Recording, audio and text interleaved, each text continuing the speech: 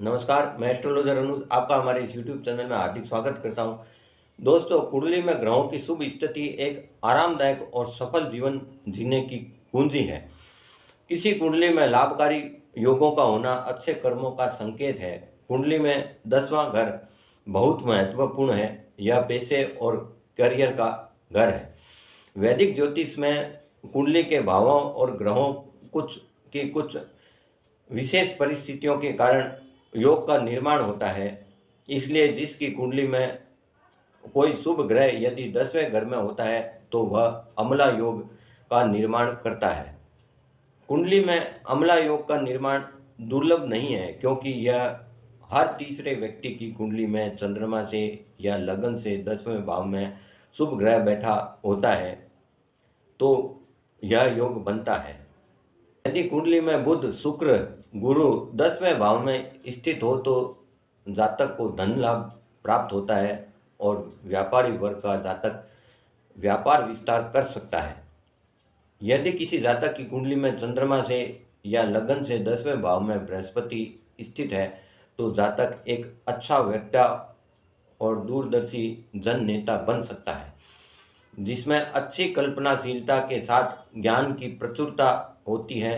अम्ला योग बनाने वाले बृहस्पति का यह स्थान एक शिक्षक, प्रोफेसर, विद्वान, ज्योतिषी, प्रेरक, वक्ता और राजनीतिक जन नेता के साथ साथ एक प्रख्यात शिक्षक की तरह उन्नति, प्रसिद्धि और सफलता प्रदान कर सकता है।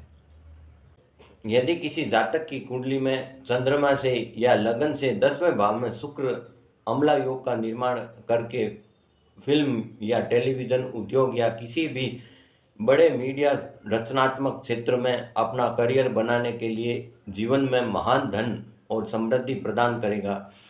शुक्र की यह स्थिति जातक की शादी के बाद जीवन के सभी भोग विलासिता के साथ बहुत समृद्धि लाती है। यदि किसी जातक की कुंडली में चंद्रमा से या लगन से 10वें भाव में बुध अम्ला योग बनाकर इंजीनियरिंग, अकाउंटिंग, बैंकिंग, उपन्यास लेखन और प्रिंट मीडिया की पत्रकारिता जैसे करियर में सफलता दिलाएगा। अतः भौतिकवादी सुख के प्रति आसक्त होंगे और बुध की यह स्थिति आपको धन के प्रति जागरूक करेगी। वहीं 10वें घर में अकेले बुध के होने से सोशल मीडिया में सफलता और लोकप्रियता हासिल करेंगे। कुंडली में अम्ला योग होने से जातक अपने उत्कृष्ट कार्यों द्वारा समाज में मान सम्मान प्राप्त करता है। ऐसे व्यक्ति राज्य, भाई और जनता का प्रिय होता है। जातक गुणवान, सात्विक, दानी और परोपकारी भी होता है। कुंडली में इस योग के बनने से व्यक्ति में दिन दुनी रात चौगुनी तरक्की होती है और नौकरी पेशे वाले को उच्च पद प्राप्त होता है।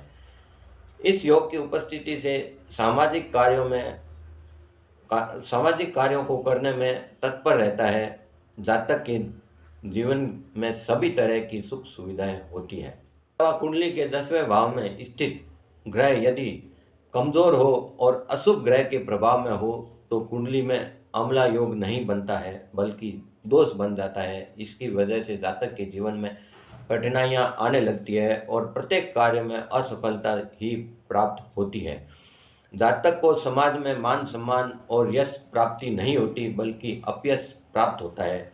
ज्योतिष के अनुसार यदि किसी कुंडली में लग्नेश कमजोर हो या फिर 6ठे व 8वें भाव में हो तो अम्ला योग का फल नहीं मिल पाता है।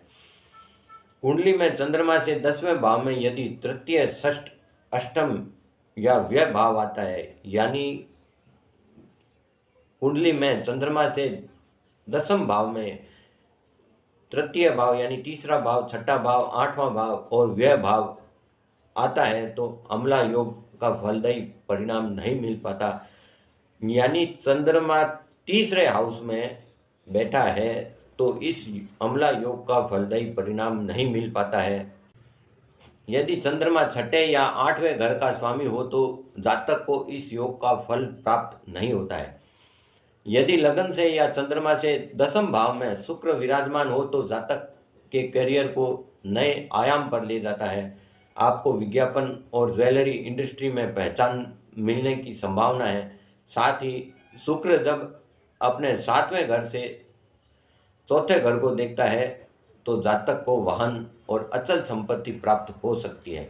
इसके विपरीत यदि जातक की कुंडली में चंद्रमा और शुक्र दोनों 10वें भाव में बैठे हो तो जातक का मन अस्थिर रहेगा, वह कोई भी काम को समय पर पूर्ण नहीं कर पाएगा, कार्य क्षेत्र में प्रमोशन और इंक्रीमेंट रुक जाएगा।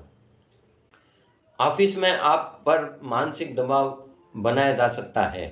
दोस्तों, इस वीडियो में इतना ही। आगे के वीडियो में हम और कई योगों के विषय में बात करेंगे। तब तक आपने मेरा अगर चैनल सब्सक्राइब नहीं किया है तो कृपया कर लें और साथ में बेल आइकन दबाना ना भूलें ताकि मेरे सारे वीडियो आप तक पहुंच सके और आप लाभ उठा सकें। नमस्कार।